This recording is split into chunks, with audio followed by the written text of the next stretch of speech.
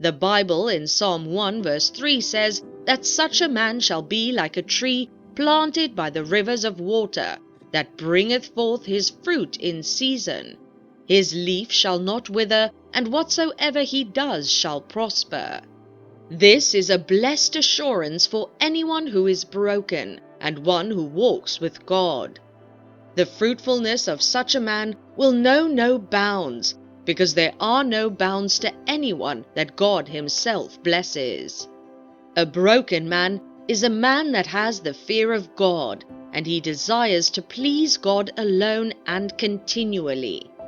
When a man fears the Lord, it is the beginning of wisdom. Such a man will be fruitful because he is wise. The wisdom of God will guide his life. Through wisdom, ideas are birthed that will produce fruits that will be evident in his life, and all those that come around him will benefit and enjoy the fruit of his life. God gave Solomon wisdom as a king, and throughout the history of Israel, there was never a king like him before his reign and after his reign. The wisdom of Solomon spread through all the nations of the world, such that kings and queens travel far and near to listen to him. The wisdom was also obvious in the fruitfulness of his life and the whole nation of Israel, because gold became as cheap as anything that anyone can afford. Such is the case of any man that is broken. God will grant him wisdom that will make him fruitful in whatever he does, no matter who you are and what you do.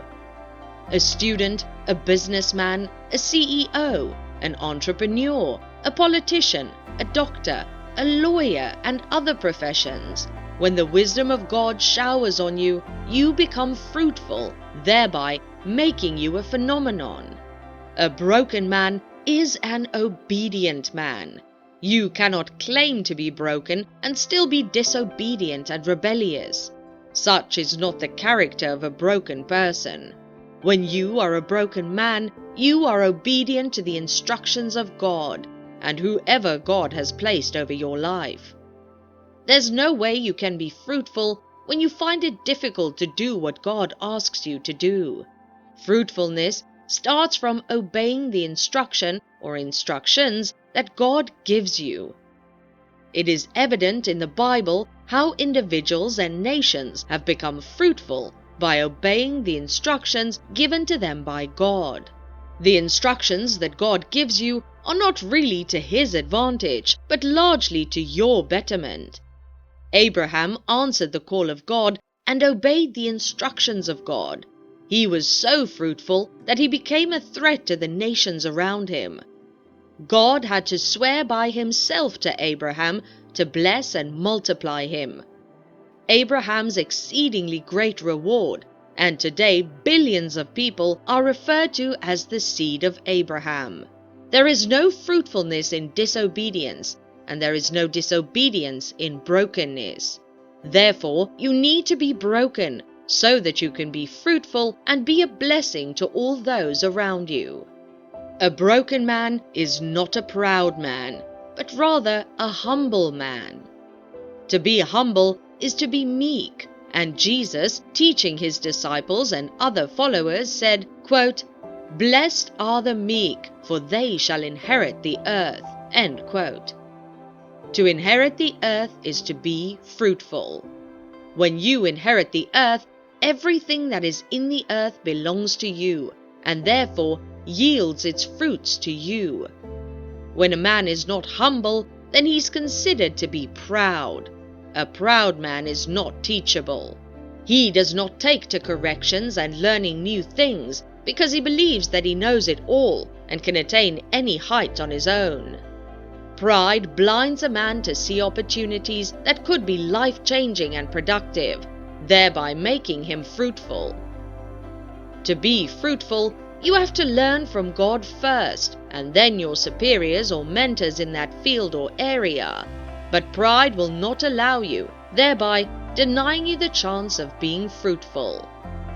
No one will want to work with a proud, whether as a boss or as an employer, which limits the chances of an increase, thereby affecting fruitfulness. To be humble, first of all, you have to see your sufficiency not in yourself, but in God, who is your source and sustainer. When you come to Him, you have to empty yourself of self and let Him fill you up with Himself. There's no way you carry God inside you and will not be fruitful. When God lives in you, He inspires you with ideas, initiatives, and grants you influence that makes everything you do productive and fruitful. When God gives you ideas and initiatives, it's not for you alone or temporal, it's for generations to come. A proud man cannot work with a team of other experts to brainstorm and offer solutions to problems and issues that might be a giant strike and, like a stream, will continuously spring wealth. King Nebuchadnezzar conquered all the nations of the world, including Israel, and through him, Babylon became the world power at that time. It can be said that Nebuchadnezzar was fruitful, but pride was found in him, and the hand of God reduced him to an animal, a beast in the forest, and for 7 years, until he became broken and came to the realization that all belongs to God and He alone should be praised. Remain broken before God, remain humble at all times, and He will make you fruitful in all your ways. Rejoice in the Lord. It doesn't matter if things are not getting better.